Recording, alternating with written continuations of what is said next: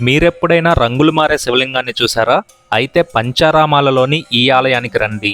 పురాణాల ప్రకారం ఈ ఆలయంలోని శివలింగానికి చంద్రుడు ప్రాణప్రతిష్ఠ చేశాడు.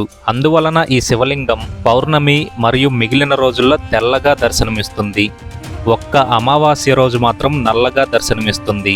ఇంతకీ ఈ ఆలయం ఎక్కడ ఉంది అనే కదా మీ డౌట్. పశ్చిమ గోదావరి జిల్లాలోని భీమవరంలో ఉన్నటువంటి పంచారామ క్షేత్రం ఇది.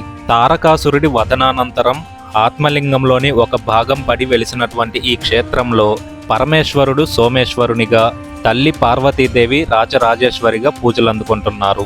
ఈ ఆలయం గురించి పూర్తి సమాచారాన్ని ఒక లాంగ్ వీడియోలో చేసి మన ఛానల్లో అప్లోడ్ చేశాను. కింద కనిపిస్తున్నటువంటి లింక్ పైన క్లిక్ చేసి ఆ వీడియో చూడగలరు.